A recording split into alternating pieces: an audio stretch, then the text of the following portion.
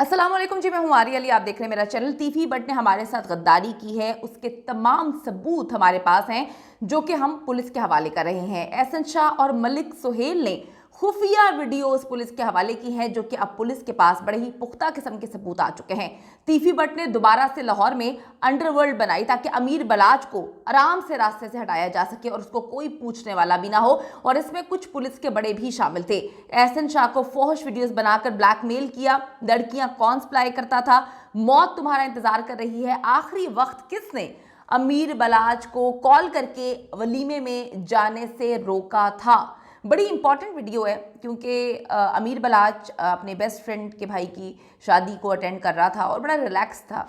सारे मामला, सारी चीज़ें बड़ी आराम से थीं। उसको कहीं से कोई खबर जो है वो कानों में नहीं पहुंची थी कि उसको कोई मर्डर उसका करने का प्लान बना रहा है या कोई अब दुश्मनियां चल रही हैं, क्योंकि उसको पता था कि उसने सुलह सफाई कर ली है। लेकिन कहीं ना कहीं ये डाउट था कि तीफी और गोगी बट जो है वो कभी वार कर सकते हैं, लेकिन वो शादी को बड़े आराम से रिलैक्स होकर इंजॉय करना चाहता था। अमीर बलाच टीपू कत्ल केस में जैसे जैसे पुलिस इस वक्त गिरफ्तारियां डाल रही है, वैसे वैसे बहुत सी जो तफसीलात हैं अब चालान का हिस्सा बनती जा रही हैं। पुलिस तफ्तीश में ये भी साबित हुआ है कि पूरी प्लानिंग का सिर्फ और सिर्फ तीफी बट को इल्म था, बाकी सबको अपने अपने हिस्से की मालूमात थी।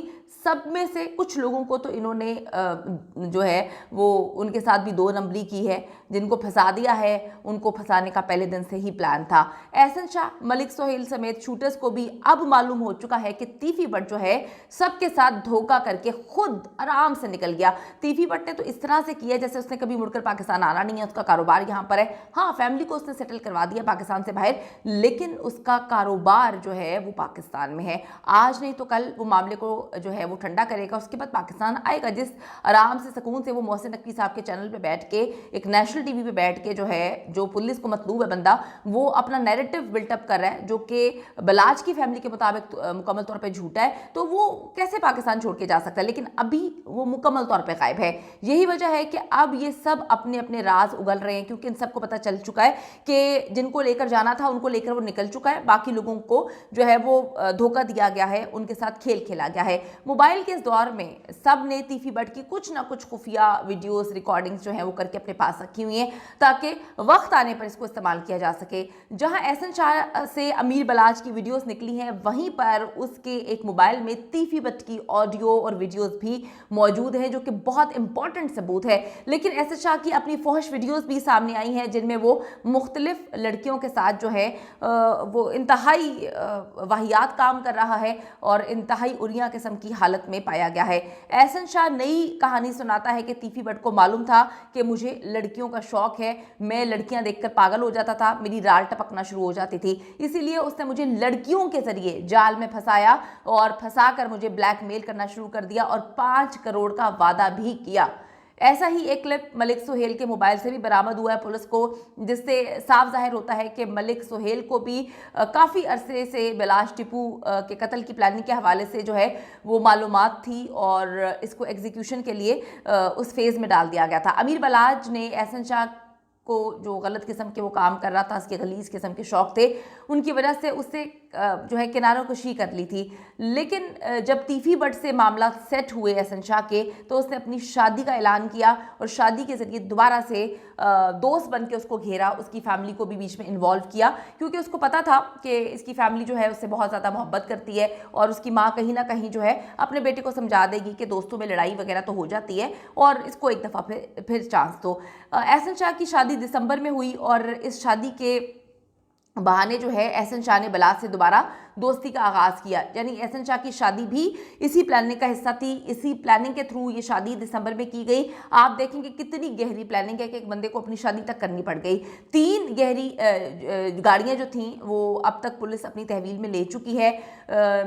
शादी की तकरीब में जो है वो शूटर्स के लिए वहाँ पर जिन गाड़ियों में शूटर्स को पहुँचाया गया, आप देखें कि 1 नहीं 2 नहीं बल्कि 3-3 गाड़ियाँ इस्तेमाल की गई हैं। इनमें से 2 गाड़ियाँ रेंट की निकली हैं। ब्लैक वीगो भी इकबाल टाउन से रेंट पर इन लोगों ने ली थी। वीगो 2 दिन के लिए रेंट पे ली थी, यानी बारात के दिन भी इनका प्लान था कि हम कोशिश कर सकते हैं, लेकिन उस वक्त मामला इनके कंट्रोल में नहीं थे, तो इन्होंने जो है वो उस दिन ये मामला नहीं किया और आखिरी दिन यानी कि वलीमे वाले दिन इनके पास आखिरी चांस था। तो इन्होंने 2 दिन के लिए ये ली थी। बारात और वलीमे के लिए अमीर बलाच को कत्ल करने का प्लान था। अमीर बलाच के मोबाइल पर शाम को एक अननोन नंबर से कॉल आई, जिसके बारे में बताया जा रहा है कि उस कॉल के बाद अमीर बलाच ने वलीमे पर जाने का प्लान कैंसिल कर दिया था। उसने अपने भाई मौसफ को भी कह दिया था कि मैं वलीमे पर नहीं जाऊंगा, लेकिन फिर रात होते ही एहसन समेत 3 दोस्तों की कॉल्स आना शुरू हो गई थी कि आप जो है वो आओ, हम आपके साथ जाना चाहते हैं। एहसन ने भी उधर से जो है ड्रामेबाजियां की, क्योंकि एहसन को तो अपना प्लान जो है फ्लॉप होता हुआ नज़र आ रहा था कि ये क्या मामला थे, अगर ये नहीं जाता तो हम फिर कब करेंगे, हमने तो बड़े अरसे से इस दिन की प्लानिंग की हुई थी। तो फिर 3 दोस्तों की कॉल्स आती हैं और वो जाने पर मजबूर हो जाता है। काश अमीर बलाच जो है अपने फैसले पर कायम रहता या अपने भाई को बता देता, अपने घर में किसी से जिक्र कर लेता कि जो कॉल आई थी इसमें मुझे जाने से रोका जा रहा था, मना किया जा रहा था। वो पता नहीं कौन सा अल्लाह का बंदा था, कौन सा वेलविशर था जिसने अमीर बलाच को रोका, उसको बताने की कोशिश भी की। लेकिन मुझे समझ नहीं आती कि जब इंसान के दिमाग के ऊपर जो है वो क्या कहते हैं आंखों में पट्टी आ जाए तो फिर आपको कुछ नज़र नहीं आता, आपको सही भी नज़र नहीं आता तो फिर गलत कैसे नज़र आएगा।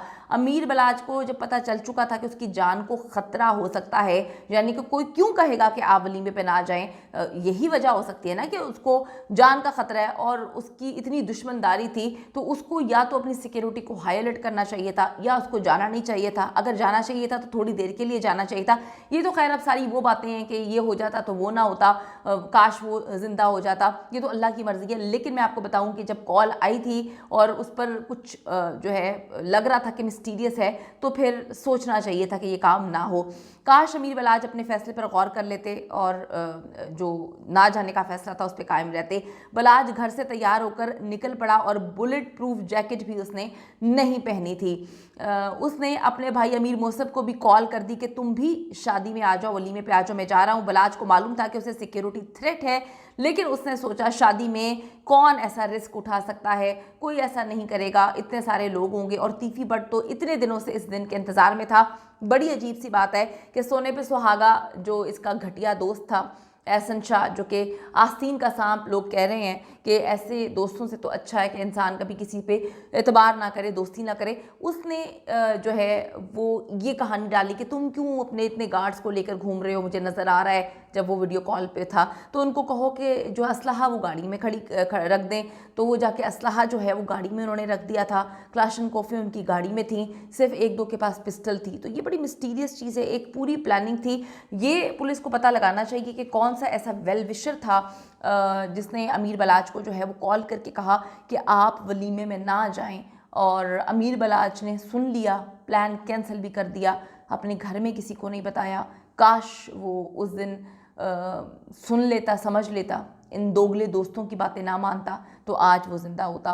तो कहीं ना कहीं से अल्लाह मदद करने की कोशिश कर रहा होता है, लेकिन इंसान जो है उसके दिमाग पर पता नहीं क्या चीज़ सवार होती है। तो पुलिस जो है वो अभी चालान तैयार कर रही है। देखें पुलिस के कितने हाथ लंबे हैं, क्योंकि जितने हाथ लंबे हैं हम देख चुके हैं। बेहतर है कि जल्दी से जो है वो चालान पेश किया जाए, गिरफ्तारियाँ डाली जाएँ और तीफी बट को पकड़ने की कोशिश की जाए।